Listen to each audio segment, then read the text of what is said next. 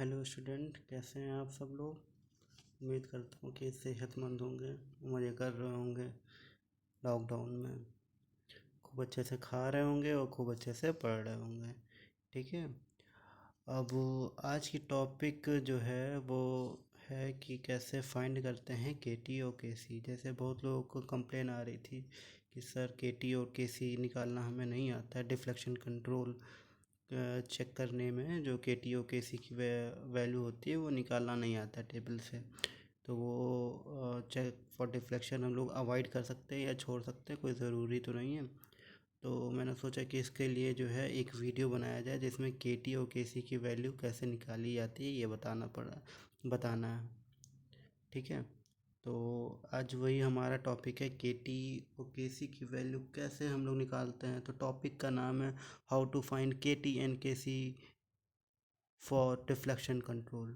अब deflection control देख लो क्या होता है कि भाई हम लोग जब भी सिंगली या डबली रीइंफोर्स्ड बीम का, चाहे किसी भी तरीके से बीम हो, हम लोग हम लोग डिज़ाइन करते हैं तो क्या करते हैं कि हम लोग का एक चेक होता है, चेक फॉर डिफ्लेक्शन में हम लोग क्या करते हैं कि हमारा जो एल बाई डी मैक्सिमम होता है वो एल बाई डी प्रोवाइडेड से ज़्यादा होना चाहिए। ठीक है। एल बाई डी मैक्सिमम जो होता है वो एल बाई डी प्रोवाइडेड से ज़्यादा होना चाहिए। इस वजह से क्या होता है कि हमारा जो ऐसा कंडीशन फॉलो हुआ तो इसमें क्या हो जाएगा कि हमारा जो है तो इसमें पास हो गया, चेक फॉर डिफ्लेक्शन में पास हो गया। अगर L by D provided greater than L by D maximum है तो हमारा चेक फॉर डिफ्लेक्शन में कंट्रोल हो, चेक फॉर डिफ्लेक्शन में फेल हो गया और तब हम लोग फिर से रीडिज़ाइन करेंगे। ठीक है। अब कौन कौन से फॉर्मूले होते हैं एल, तो इसमें एल बाई डी मैक्सिमम का जो फॉर्मूला निकल करके आता है सिंगली रीइंफोर्स्ड में 20 के टी, ये है सिंपली सपोर्टेड बीम के लिए।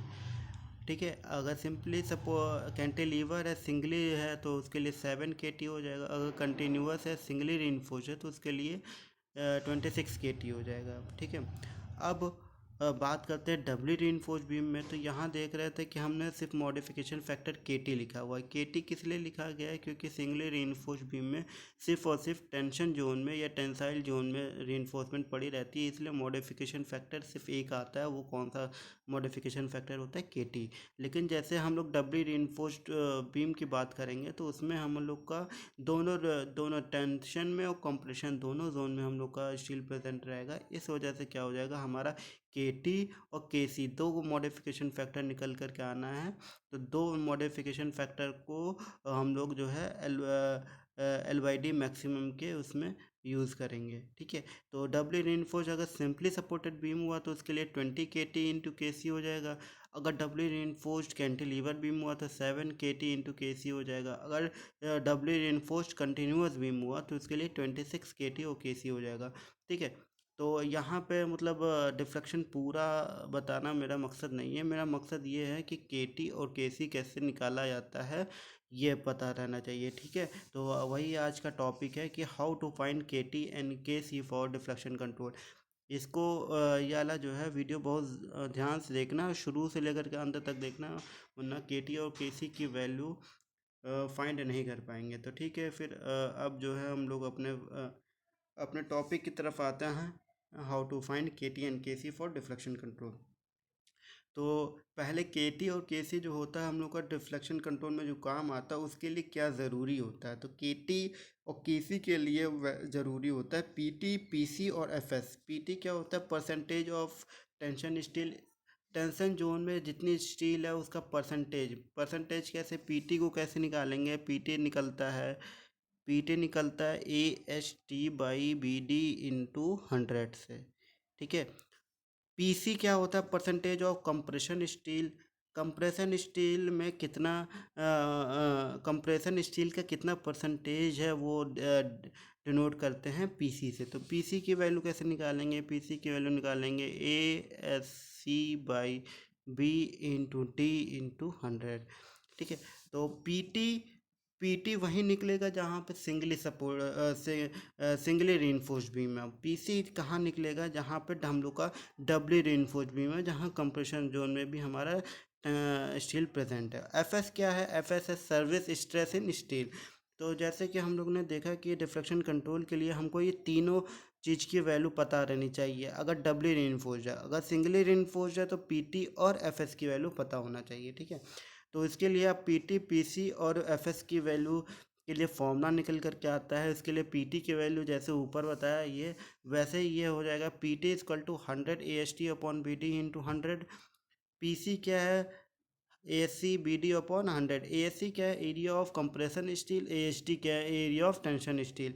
एफ एस क्या है, एफ एस है सर्विस स्ट्रेस इन स्टील। यह service stress in steel at service load, मतलब जितना लोड लग रहा है, लोड की वजह से कितना स्टील में सर्विस स्ट्रेस मतलब जनरेट हो रहा है, वो डिनोट करते हैं एफ एस से। तो एफ एस के लिए फॉर्मूला होता है 0.58 F O I A S T required upon A S T provided. अब A S T required upon A S T provided, जैसे कुछ हम लोग ए एस टी निकाले तो ए एस टी कुछ निकल करके आता है समथिंग, ठीक है, मिलीमीटर स्क्वायर में। लेकिन जब हम लोग क्या कहते हैं नंबर ऑफ बार करते हैं तो क्या करते हैं कि ए एस टी जो हमारा टोटल ए एस टी ये निकला अपॉन जो है हमारा एरिया ऑफ 1 बार करके आते हैं। तो नंबर ऑफ बार हमारा जैसे 2.57 निकल करके आया, तो उसको हम लोग जो है हम लोग कर लेते हैं कि 3 बार हम लोग का यूज़ हुआ है। तो अब 3 बार 2.57 हम लोग का क्या हुआ था, रिक्वायर्ड बार ना, हम लोग अप्रॉक्सीमेट कर लिए तो 3 बार। तो अब ए एस टी प्रोवाइडेड कितना हो जाएगा, ए एस टी प्रोवाइडेड हो जाएगा 3 इंटू ए फाइव क्या है, एरिया ऑफ 1 बार। तो ए एस टी प्रोवाइडेड हो जाएगा 3 इंटू ए फाइव, ठीक है। तो ये हमारा जो हो गया एफ एस की वैल्यू कैसे फाइंड करते हैं, पी टी और पी सी की वैल्यू कैसे फाइंड करते हैं, ठीक है। तो चलते हैं आगे टॉपिक पे, ठीक है। तो इस पे क्या हो रहा है कि एक एक करके बताते हैं कि के टी की वैल्यू कैसे निकलती है। के टी क्या है, पहले modification factor for tension steel. Tension steel के लिए मॉडिफिकेशन फैक्टर है, ठीक है। नेसेसरी कहाँ होता है, इसकी ज़रूरत कहाँ पड़ती है, सिंगली रीइंफोर्स्ड और डबली रीइंफोर्स्ड बीम में दोनों में ज़रूरत पड़ती है, इसलिए जो है ये के टी की वैल्यू बहुत ज़रूरी है, ठीक है। सिंगली और डबली दोनों के लिए बहुत ज़रूरी है। तो अगर हम लोग एग्जांपल लेकर के चलते हैं कि जैसे हम लोग का पीटी के लिए कोई वैल्यू निकल करके आई है और पीसी के लिए एफएस के लिए कोई वैल्यू निकल करके आई है, ठीक है। पीटी और एफएस के लिए कोई वैल्यू निकल कर के आई है, हम लोग एग्जांपल के तौर पे 1.4% और एफएस के लिए 235 न्यूटन पर एम एम स्क्वायर, ये वैल्यू निकल कर के आई है, ठीक है। तो अब हम लोग चार्ट पे चलते हैं। ये चार्ट है हमारा आई एस कोड में दिया गया है, ठीक है। इसको भी सामने रख लेते हैं हम। हमारा एफ एस की वैल्यू दे दी गई है 235 और पी टी की वैल्यू दी है 1.4%। अब एफ एस की वैल्यू ये जो है इसमें एफ एस की वैल्यू 120, 145, 190 और 244। अब हमारा एफ एस की वैल्यू है 235, तो 235 के लिए कोई वैल्यू नहीं दी गई है, ठीक है। और दिया गया है कि हमारा जो है परसेंटेज ऑफ स्टील है 1.4%। तो 1.4% पे अब यहाँ पे क्या है कि 0.2 का इंटरवल है, तो 0.4, 0.8, 1.2, 1.6, तो इसलिए 0.2 का इंटरवल है, तो ये बीच वाला हो जाएगा 1.4। अब एफ एस की वैल्यू एफ 190 के लिए हम लोग एज्यूम कर रहे हैं कि 1.15 है, और एफ एस की वैल्यू 240 के लिए ये इस पे इसी पे देखना है कितनी है, 0.9, ठीक है। तो जैसे अब ये हो गया, हमने चार्ट पे देख लिया कि हमारा डायरेक्ट वैल्यू नहीं दी गई है, तो हम लोग ये देखेंगे कि हमारा जो है एफ एस किस किस इंटरवल के बीच में दिया गया है। तो एफ एस से हमारा इंटरवल कौन कौन से इंटरवल हो जाएगा, एफ एस इक्वल टू 190 और एफ एस इक्वल टू 240, ठीक है, न्यूटन पर एम एम स्क्वायर। तो हम लोग ने चार्ट से देख लिया कि एफ एस 190 के लिए पी टी अगर 1.4% है तो के टी की वैल्यू है 1.15। अगर एफ एस 240 है और पी टी की वैल्यू सेम है, मतलब 1.4% है, तो के टी की वैल्यू हो जाती है 0.9। तो हमें 190 और 240 के पे पता चल गया, लेकिन हमें एफ एस इक्वल टू 235 पे निकालना है कि पी टी की वैल्यू कितनी होगी, ठीक है। तो पी टी अब यहाँ से देख ले कि एफ एस 190 के लिए के टी की वैल्यू 1.15 है, एफ एस इक्वल टू 240 के लिए के टी की वैल्यू 0.9 है, एफ एस इक्वल टू 235 जो हमारा क्वेश्चन जो हमारा आंसर में आ रहा है उसके लिए के टी की वैल्यू निकालना पड़ेगा। तो सिंपली हम लोग क्या करते हैं, इसको x1 इसको y1, इसको x2, इसको y2, इसको x, इसको y। तो सिंपली हम लोग ऐसे लिख लिए कि x1 x2, तो x1 190 हुआ, x2 क्या हुआ 240 हो जाएगा, y1 क्या हो जाएगा। अगर इसको x1 ले लिए तो इसको x2 y1 लेना पड़ेगा, इसको x2 है तो इसको y2 लेना पड़ेगा। किसी को भी x1 x2 ले सकते हैं, ठीक है। चाहे तो इसको ले सकते हैं, लेकिन इसकी करस्पॉन्डिंग वैल्यू जो होगा, अगर जैसे इसको x1 ले लिए तो ये करस्पॉन्डिंग वैल्यू y1 हो जाएगा। अगर ये x2 है तो करस्पॉन्डिंग वैल्यू y2 हो जाएगा। ये नहीं कि इसका x1 हो गया इसका y1 ले लिया, ऐसे नहीं। x1 y1 x2 y2, और जो हमारा वैल्यू दे दिया है 235 के लिए उसको x, उसके करस्पॉन्डिंग कितनी के टी की वैल्यू आ जाएगी उसके लिए y। तो यही लिख लिए। अब ये फॉर्मूला जो है ये इंटरपोलेशन का बहुत इंपॉर्टेंट फॉर्मूला है, ये सब जगह काम आता है, ठीक है। जहाँ पे भी टेबल से वैल्यू किसी इंटरवल के बीच में डिटरमाइन करना होता है तो उसमें इंटरपोलेशन का फॉर्मूला बहुत ज़रूरी है, इसको याद करना पड़ेगा, ठीक है। तो अब हम हमारा सारा वैल्यू रख देंगे और y की वैल्यू निकाल लेंगे। y की वैल्यू आ जाएगी 0.925। अब y को हम लोग किसके बराबर लिए थे, kt, तो इसका मतलब kt की वैल्यू आ गई 0.925, ठीक है। अब अब हम लोग के टी की तो वैल्यू निकाल ली। के टी की वैल्यू सिंगली और डब्ल्यू दोनों के में ज़रूरी है, ठीक है, कि सिंगली और डब्ल्यू दोनों में। अब के सी क्या है, K C is only for come W re beam, and K C stand for the modification factor for the compression steel.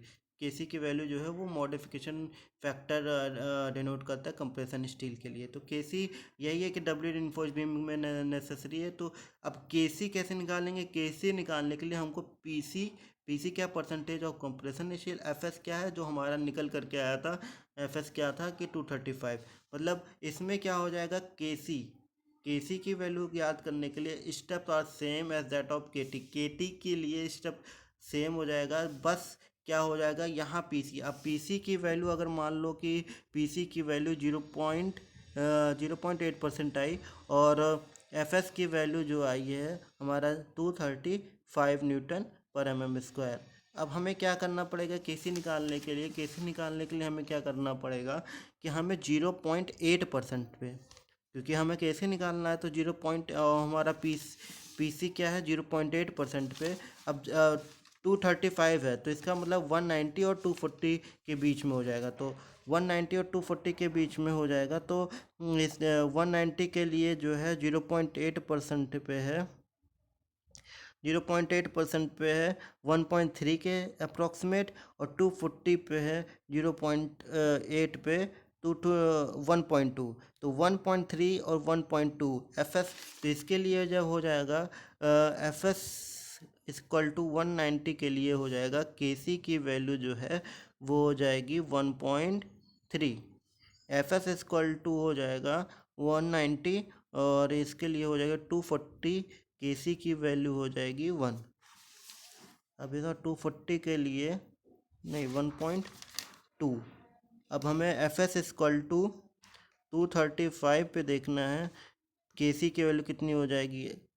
तो सेम यही फॉर्मूला लगा देंगे, कितना हो जाएगा x1 y1 x2 y2 और x1। सेम फॉर्मूला लगा देंगे, y की वैल्यू निकाल लेंगे, y की वैल्यू जो होगी हमारी के सी की वैल्यू हो जाएगी, ठीक है। उम्मीद करता हूँ कि आप लोग को समझ में आया होगा ये के टी और के सी की वैल्यू की ज़रूरी है। तो डिफ्लेक्शन कंट्रोल में बहुत ज़रूरी होता है के टी और के सी को। डिफ्लेक्शन कंट्रोल अगर नहीं करेंगे तो हमारा क्वेश्चन जो है वो मान लिया जाता है अधूरा है, ठीक है। तो इसलिए डिफ्लेक्शन कंट्रोल छोड़ने की बात नहीं है। उम्मीद करता हूँ कि आप लोग को एकदम से समझ में आया होगा। अगर नहीं समझ में आया है तो बार बार ये जो है वीडियो जो है रोटेट करके बार बार रिपीट करके देखें, ठीक है, और समझ में आ जाएगा, ठीक है। फिर बाय।